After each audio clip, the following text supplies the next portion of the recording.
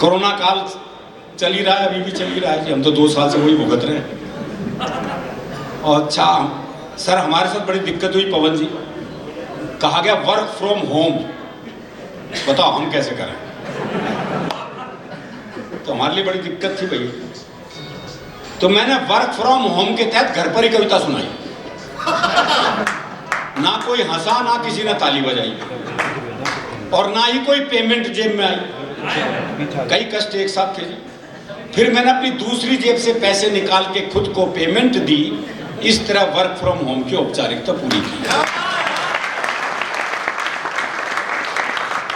एक कष्ट आप सबने सहा, जो शादीशुदा है उन्होंने तो सहा ही।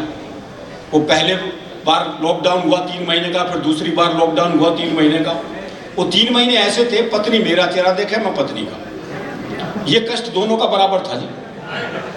अच्छा, बाहर सब कुछ बंद, आप कहीं जा ही नहीं सकते, घर में पड़े हो बिल्कुल। तो मैंने सोचा कुछ पल अलग ढंग से जिया जाए और किसी महिला मित्र को वीडियो कॉल किया जाए, और कुछ तो परिवर्तन हो जाए। ये सोचकर मैंने अपनी सबसे सुंदर महिला मित्र को वीडियो कॉल मिलाया, लेकिन उसने फोन ही नहीं उठाया। थोड़ी देर बाद लैंडलाइन पर उसका फोन आया। मैंने फोन ना उठाने की शिकायत की तो उसने समझाया, देखो सारे ब्यूटी पार्लर बंद हैं, अपना चेहरा नहीं दिखाऊंगी, मैं भी भाभी जी की तरह चुड़ैली लग रही हूं, इसलिए वीडियो कॉल नहीं उठाऊंगी। ये भी एक कष्ट था जी। अब जरा ये हाशिम पे आते हैं, क्या प्रेम की पंक्तियां सुना रहे थे भाई, कमाल है। उत्तर प्रदेश का है, सुना सकता है, मैं हरियाणा का हूं, सोच भी नहीं सकता। ये हमारे यहाँ प्रेम जो है वो ब्याह के बाद होता है जी। ब्याह से पहले प्यार कर ले तो हम तो पेड़ पे ही लटके मिलते हैं। इनके यहाँ तो मुर्गा बनाने से काम चल जाता है बस। हमारे यहाँ बहुत मुश्किल है, हमारे यहाँ आसान काम नहीं है भाई। लेकिन हमारे यहाँ प्रेम में भोलापन बहुत है। वो प्रेमी ने प्रेमिका से कहा, अगर तू मेरी नहीं हुई ना तो मैं तुझे किसी की नहीं होने दूं। बोला अच्छा तेरी हो जाऊंगी तो सबकी होने देगा।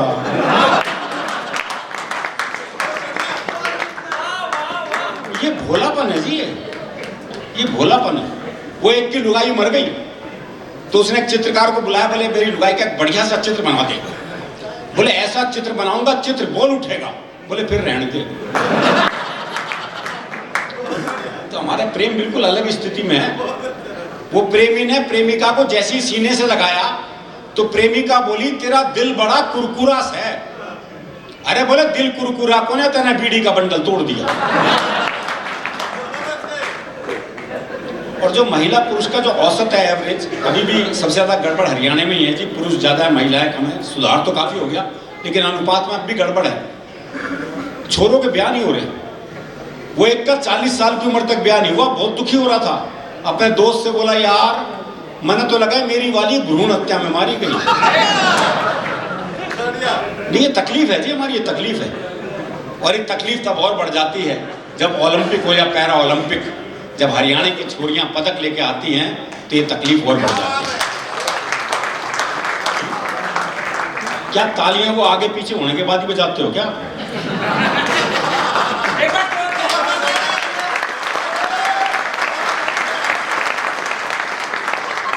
बड़ा मुश्किल नहीं है भाई तेरी कुश्ती लड़ना। पहले ही आपने कई बार बुला के मेरी कुश्ती लड़वा चुके हो, इसलिए मैं तो आराम आराम से ही बात करूंगा जी। वो एक मेले में 2 बचपन के दोस्त मिले, दोनों बौखलाए गए। बोले मैं कैसे बौखला रहा है? बोले यार मेरी लुगाई खो गई, उसे ढूंढ रहा हूँ। अब बोले तू? बोले यार मेरी भी खो गई, मैं भी ढूंढ रहा हूँ। बोले तेरी लुगाई कैसी थी? बोले यार 5 फुट 4 इंच उसका कद, गहरा बदन, गोरा रंग, गुलाब जैसे होंठ, बहुत ही सुंदर थी। तेरी कैसी थी? बोला मेरी न छोड़ यार, तेरी ढूंढते।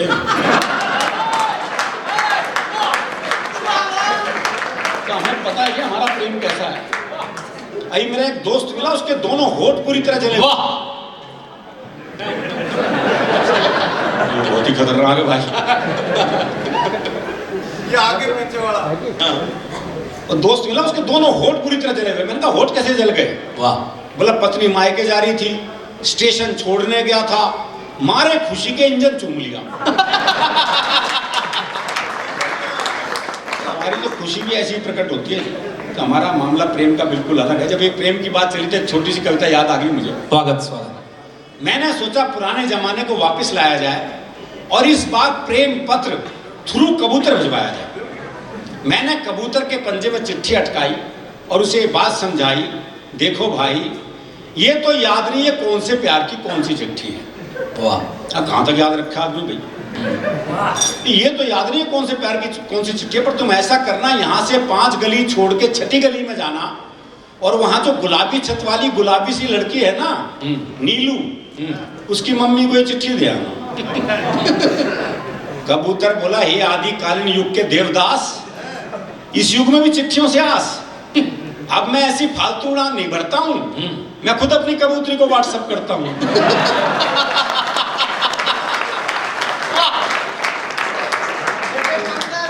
वो जमाने चले गए साहब। आदमी पहले 5-5 पेज का प्रेम पत्र लिखता था, कितनी मेहनत होती थी, बाद में सिर्फ नाम ही बदलना होता था। उसके बाद वो टेलीफोन का जमाना आया कमल भाई। वो मुझे एक शेर याद आ गया कि कर दिया इजहारे मोहब्बत हमने भी टेलीफोन पर, बात तो लाखों की थी 1 रुपए में हो गई। वाह। और अब तो मोबाइल का जमाना आ गया है जी। आदमी मोबाइल पे आई लव यू टाइप करता है, वो भी पूरा नहीं, ILV और Y, और एक साथ 25-30 को सेंड। उदय प्रताप सिंह जी की 4 पंक्तियां हैं कि हर फैसला होता नहीं सिक्का उछाल के। वाह, ये दिल का मामला है, जरा देखभाल के। हर फैसला होता नहीं सिक्का उछाल के, ये दिल का मामला है, जरा देखभाल के। मोबाइलों के दौर के आशिक को क्या पता, रखते थे कैसे खत्म कलेजा निकाल। वो तो प्रेम रहा नहीं जी। तो जैसा भी है स्थिति ऐसी है। हमारे यहाँ तो खैर पशु पक्षियों तक का प्रेम ऐसा है। हरियाणा का प्रेम में कोई गड़बड़ नहीं है। वो मेरा एक दोस्त है, उसने तोती पाली। हाँ, दुनिया तोता पालती हो, तोती पाली। 3 दिन के लिए से कहीं बाहर जाना था। बोले यार क्या करूं, कौन दाना पानी देगा, बड़ा चिंतित हूं। मैंने कहा मेरे घर छोड़ जा, 2 तोते हैं, उन्हें दाना पानी देता हूं, इसे भी दे दूंगा। बोला भाई तेरे 2 तोतों के बीच में अपनी तोती छोड़ दूंगा। मैंने कहा नहीं यार, मेरे तोते बड़े धार्मिक हैं, तो खुद देख ले आके। अच्छा, उसने देखा बकायदा एक गीता के श्लोक पढ़ रहा, एक कुरान की आयतें पढ़ रहा। बोले बड़े धार्मिक है, कोई खतरा नहीं है। उसने तोती छोड़ दी। जैसी ही तोती पिंजरे में गई तो एक तोते ने दूसरे को कोहनी मारी। अरे बोले पूजा पाठ बंद कर, दुआ कबूल हो गई। तो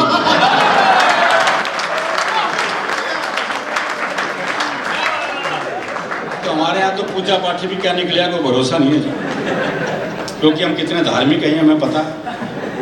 जब हम मंदिर जाते हैं जूते ऐसी जगह उतारते हैं जहां से भगवान भी दिखता है और जूते भी, बल्कि जूतों का दिखना ज्यादा जरूरी है। हाँ, भगवान तो कल भी वही मिलेगा। बहुत बढ़िया। तो हमारा धार्मिक मामला बिल्कुल अलग है। वो एक हरियाणा का बूढ़ा मरण न हो रहा था, तो एक ने कहा मरण न हो रहा, अब तो राम का नाम ले ले। अरे बोले के नाम ले लूं, 15 मिनट बाद आमना सामना ही ना बोलेगा। तो हमारी धार्मिक स्थिति भी अलग है जी। दरअसल क्या है, बहुत मस्त रहने वाले लोग हैं, बहुत सहज हैं।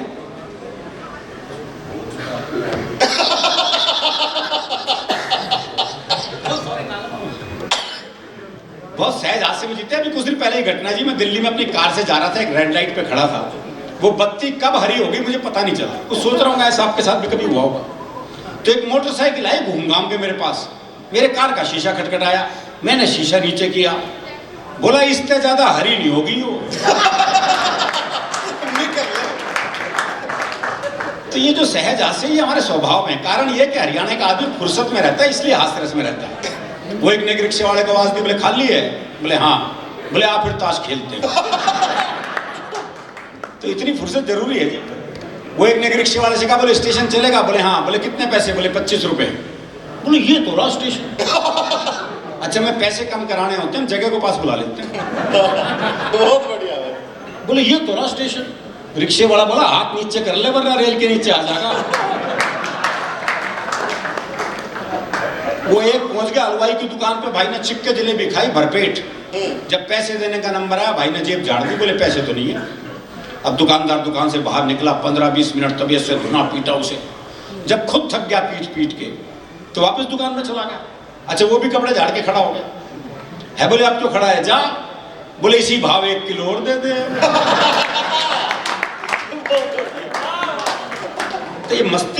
निरंतर रखनी बहुत जरूरी है जी। आपकी मस्ती है तो आपकी हस्ती है, आप हंसेंगे तो ये धरती आपकी है, ये आसमान आपका है।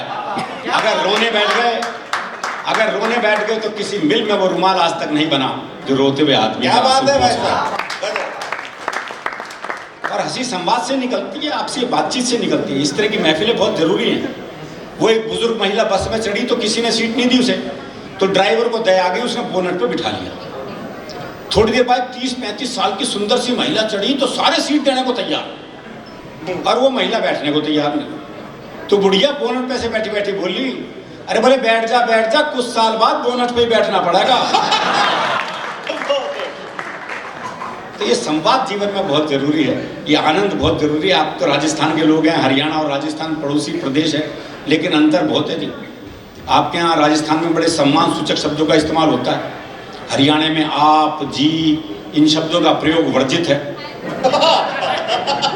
नहीं, मैं राजस्थान घूमा हूँ जी। आप तो गंगानगर के, श्री गंगानगर, श्री डूंगरगढ़, शहर के नाम क्या कि श्री, हरियाणा में तो बाप के नाम क्या करने लगा हुआ है। बोले किसका से? बोले देवकी का। श्री शब्द की गुंजाइश ही नहीं है। मुझे एक भिखारी मिला। अच्छा, वैसे आपको हरियाणा का आदमी कहीं भीख मांगता हुआ नहीं मिलेगा, इसलिए नहीं कि बड़ा स्वाभिमानी होता है, इसलिए कि मांगनी नहीं आती।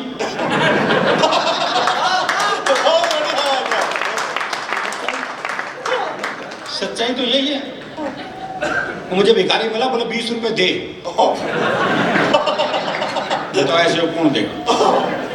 अच्छा, कसूर उसका भी नहीं है भाई, दीजिए शब्द है ही नहीं हमारे है। बोले 20 रुपए दे। मैंने कहा भाई क्या करेगा? बोले चाय पीऊंगा। मैंने कहा चाय तो 10 रुपए की आती है। बोला तू नहीं पीएगा मेरे साथ? अब बताओ ऐसे वक्त क्या करोगे आप? पवन जी को कहाँ ले जा रहे हो आप? अच्छा, कोई हाँ, तो हमारे यहाँ तो अच्छा, राजस्थान के ठीक पड़ोस में आपके गुजरात है। गुजरात से तो नहीं है आप में से कोई? बताया था पूरे हिंदुस्तान से। ये गुजरात कहाँ रह गया बीच में?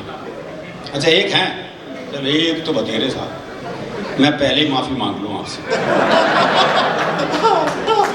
एक बार मैं गुजराती परिवार में खाना खाने पहुंच गया था। मैं ही जानता हूँ मेरी क्या स्थिति है। वो छोटी छोटी कटोरियों में तो सब्जी, वही ने खाऊं सूंघूं, वो जामुन जितना दही, दही लो जी दही। अब हरियाणा में अब तक कटोरा भर के दही नहीं मिले तो काहे की दही? मैं सही बता रहा हूँ भाई साहब, राजकोट की घटना है। पहला फुल्का है, ये साइज था फुल्के का, गोलगप्पे जितना। मैं सोचा भी 30-35 खाऊं जब जाके बात बनेगी, लेकिन अगला तो मेरे से भी ऊंची चीज था। 5वां फुल्का देते हुए बोला ये तो लेना ही पड़ेगा।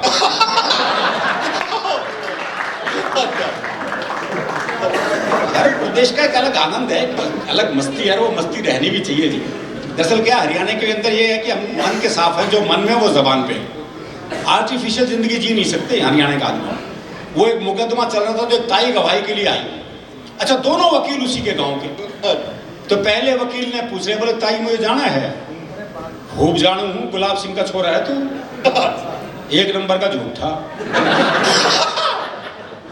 तेरी लुगाई तक तो छोड़ के चली गई थी। बेचारा वकील संग रह गया जी। उसने दूसरे वकील की तरफ इशारा कर दिया, और ताई से जाना है? अच्छी तरह जानू हूँ, करनेल गाने का छोरा है यो, 1 नंबर का याश। तेरी लुगाई से भी इसका चक्कर था।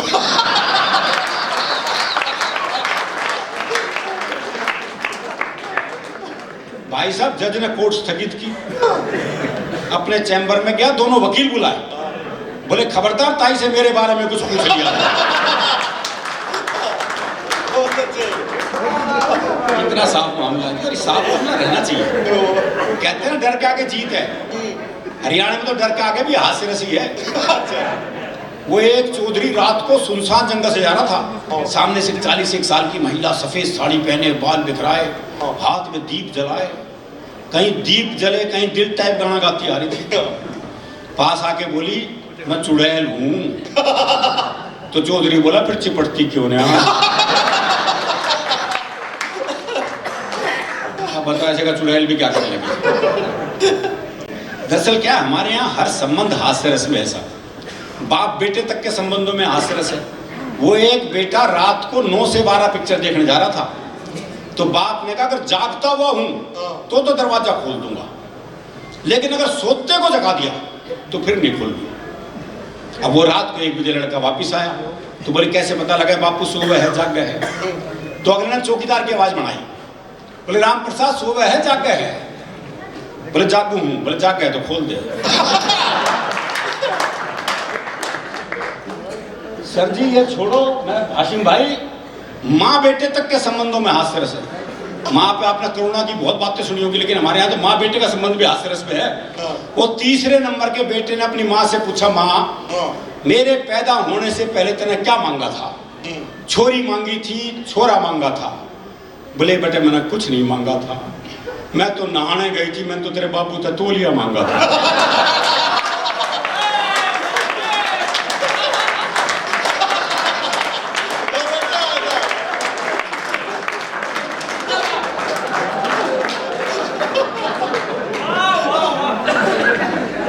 एक बार मिलके ही बजा दो।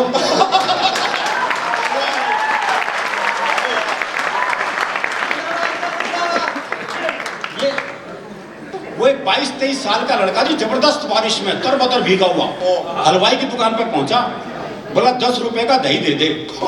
तो हलवाई ने पूछ लिया भाई तेरा ब्याह हो लिया? और बोले तू क्या सोचते तूफान है मेरी माँ भेजेगी मैं दही ले। तो ये दही तो लानी पड़ा है जी, कुछ भी कर लो कैसी भी स्थिति हो।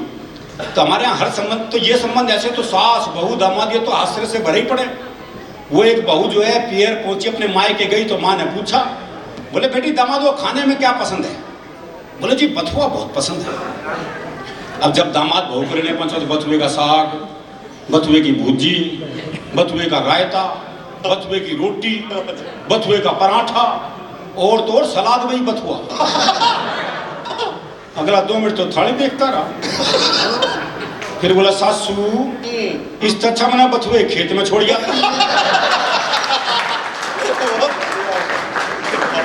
चलता रहता वहीं बैठा बैठा भाई। अच्छा आप जानते हो हमारे यहाँ जब बटेऊ आता है तो उसको घी बोरा जरूर दिया जाता है। वो बटेऊ पहुंचा खाने पे, एक कटोरे में दाल, एक में साग, एक में 20 रुपए का नोट। तो दामाद ने पूछ ली सासू यो क्या है? बोले घर में बूरा खत्म था, ये बूरे के नाम का है। बहुत बढ़िया। बोले बहुत अच्छे। खाना वाना खाया उसने, 20 रुपए का नोट जेब में रखा और 5 रुपए का सिक्का निकाल के वापस उसी कटोरे में। अब की बार सासू ने पूछ लिया बेटे यो क्या है? बोले इतना मैंने झूठा छोड़ दिया।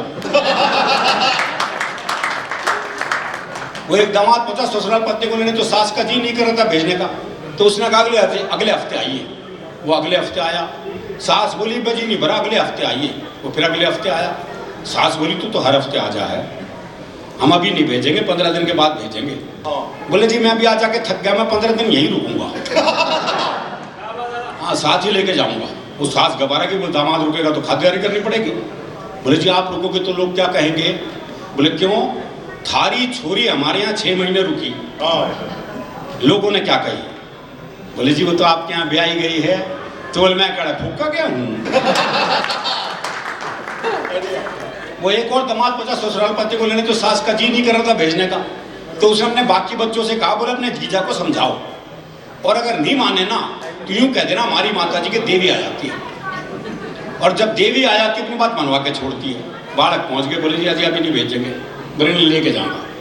बोला ऐसा हमारी माता जी के देवी आ जाती है, और जब देवी आ जाती है अपनी बात मनवा के छोड़ती है। बोला देवी आ जाए देवा आ जाए, मैं तो लेके जाऊंगा। थोड़ी देर बाद सास जो बाल बाल बिखेर के आ गई। बोले देवी आ गई ना भेजू, देवी आ गई ना भेजू, देवी आ गई ना भेजू। दामाद थोड़ी देर ड्रामा देखता रहा, ये बोला भैरव आ गया लेके जागा।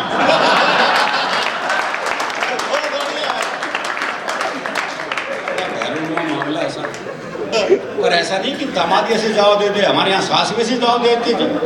वो एक का दामाद बहुत काला था, बहुत ही काला भाई, सुपर काला। ससुराल आया तो सासू बोली बटे वो इस बार तो 15-20 दिन रुक जा। बोले क्या बात है भाई? सासू बड़ी खातिरदारी के मूड में। बोले क्या करेगी सासू? बोले कुछ नहीं, दूध दही खा और मौज कर, तेरे बहाने थोड़ा बहुत दूध हमने मिल जाएगा। बोले मेरे बहाने क्यों कर मिल जाएगा? बोली कुछ नहीं, हमारी भैंस का काटड़ा मर गया, इतना देख के भैंस दूध तो दे देगी।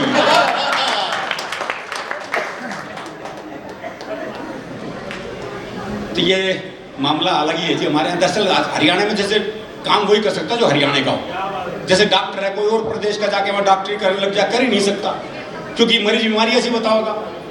डॉक्टर साहब काढ़ते में कुछ धुआं सा उठा है, अब समझ ले डॉक्टर क्या बीमारी है। और डॉक्टर भी कमाल है। वो डॉक्टर एक मरीज का चेकअप कर रहा था, देखा उसकी दोनों टांगे नीली पड़ गई। बोले ओहो जहर चढ़ रहा है भाई, टांगे काटनी पड़ेंगी। दोनों टांगे काटी गई साहब, नकली टांग लगवाई गई।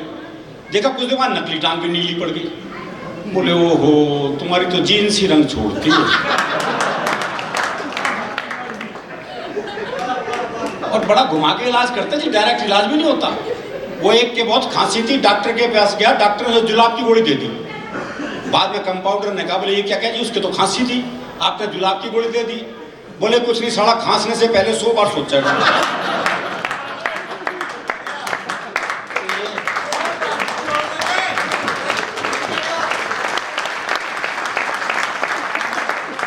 ये इलाज भी हमारे यहाँ संभव है जी। वो एक का मुकदमा चल रहा था तो भाई ने अपना वकील नहीं किया, बोले अपनी वकालत खुद ही करूंगा। अब बोला जज साहब हमारे बीच में झगड़ा हो गया कसूत्ता। अब जज की तो समझ में नहीं आया। बोले भाई तुम क्या कह रहे हो, मेरी समझ में नहीं आ रहा, तुम अपने लिए को वकील कर लो। है बोले समझ में तेरे नहीं आ रहा और वकील मैं कर लूं। वो एक जज का ट्रांसफर हो गया हरियाणा में, तो उसी दिन प्रॉपर्टी का मुकदमा चल रहा था। तो वकील बोला जी इसे प्रॉपर्टी मिल नहीं सकती, ये तो गैलड़ है। अब जज की समझ में नहीं आया कुछ। बोले भाई गैलड़ क्या होता है। वकील बोला भाई समझा तो दो, अगर बुरा नहीं मानना तो। बोले भी समझाना तो पड़ेगा, मैं केस आगे कैसे सुनूंगा। तो वकील बोला देख तेरा बाप मर जा। ये वकील जज से बात कर रहा है। देख तेरा बाप मर जा। जज बोला अच्छा, अब तेरी माँ मेरे बाप के साथ आ जा, और पाछा पाछा तू आ जा तो तू गैलड़ होगा।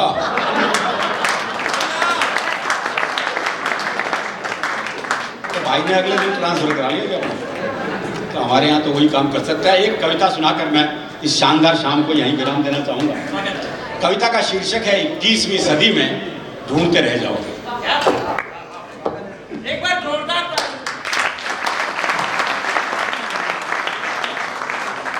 चीजों में कुछ चीजें, बातों में कुछ बातें वो होंगी जिन्हें कभी देख नहीं पाओगे, 21वीं सदी में ढूंढते रह जाओगे। क्या बात। बच्चों में बचपन नहीं मिलेगा साहब। ये टीवी कंप्यूटर युग के बच्चे हैं। अब कैसे कैसे डे आजकल मनाए जाने लगे हैं, फादर्स डे मदर्स डे, फिर भी समझ में आता। वो आ रहा 14 फरवरी, वैलेंटाइन डे, क्या बुखार चढ़ता है साहब। वो क्लास में टीचर ने सवाल कर दिया, बोले 14 नवंबर को चिल्ड्रंस डे क्यों मनाया जाता है। तो एक बच्चा खड़ा होकर बोला क्योंकि ये वैलेंटाइन डे के 9 महीने बाद आता है। बच्चों का गणित तो मजबूत हुआ है। वो नेहरू जी का जन्मदिन भूल गए वो अलग बात है भाई। अच्छा आजकल के बच्चों को बच्चा समझने की भूल भी नहीं करना चाहिए। वो एक पति पत्नी बड़े रोमांटिक मूड में घर में आए, तो देखा बच्चा कमरे में टीवी देख रहा।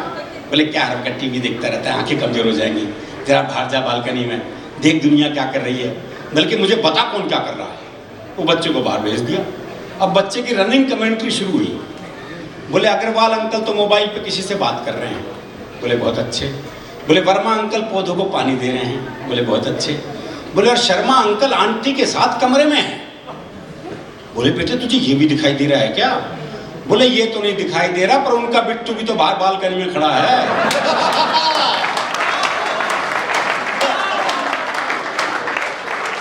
ऐसे बिट्टू क्या करोगे।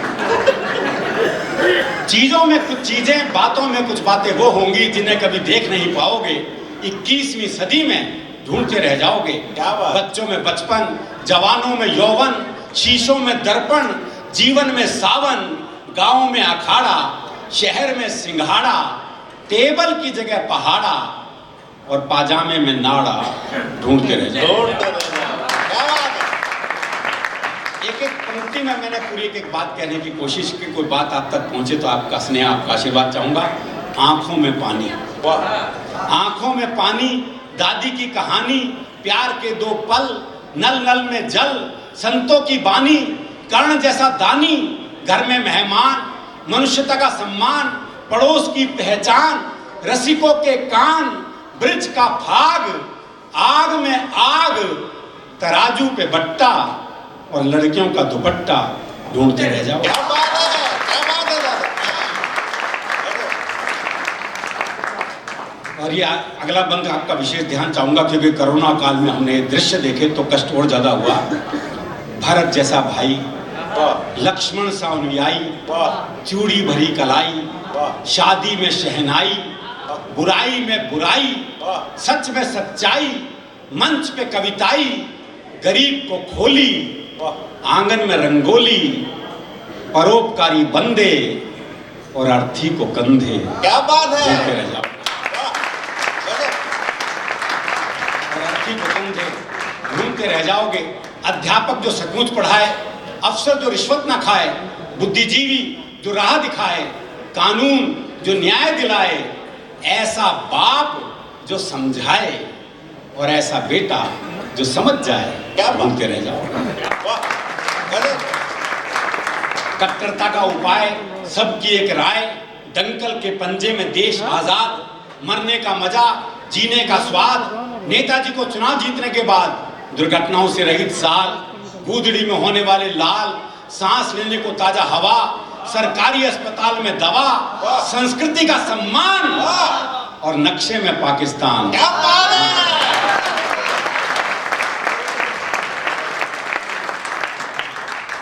आपस में प्यार, भरा पूरा परिवार, नेता ईमानदार। बहुत मुश्किल काम है साहब। वो एक सांप नेताजी को काट रहा था, हाँ। एक ने कहा देखो सांप नेताजी को काट रहा है, हाँ। बोले काट नहीं रहा है, जहर भरवा रहा है। आपस में प्यार, भरा पूरा परिवार, नेता ईमानदार, 100 रुपए उधार। उधार भी नहीं मिलेंगे, वैसे बता रहा हूँ जी। वो एक बैंक के बाहर मूंगफली बेचता था, तो उसका एक दोस्त आया, बोले 100 रुपए उधार चाहिए, मिल जाएंगे, कल लौटा दूंगा, है तेरे पास? बोला है तो सही पर दे नहीं सकता। बोले क्यों?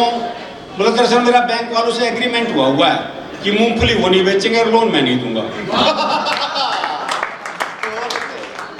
आपस में प्यार, भरा पूरा परिवार, नेता ईमानदार, 100 रुपए उधार, कल में आज, संगीत में रियाज, बातचीत का रिवाज, दोस्ती में लिहाज, सड़क किनारे प्याऊ और अंकल की जगह चाचा ताऊ। क्या बात बोलते रह जाओ। बहुत बढ़िया और इसका आखिरी बंद आपको समर्पित करता हूँ। नेहरू जैसी इज्जत, सुभाष जैसी हिम्मत, पटेल के इरादे, शास्त्री सीधे सादे, पन्ना धाय का त्याग, राणा प्रताप की आग, अशोक का बैराग, तानसेन का राग, चाणक्य का नीति ज्ञान, विवेकानंद का स्वाभिमान, इंदिरा गांधी जैसी बोल्ड, महात्मा गांधी जैसा गोल्ड और मायावती जैसी फ्री होल्ड। ढूंढते रह जाओ।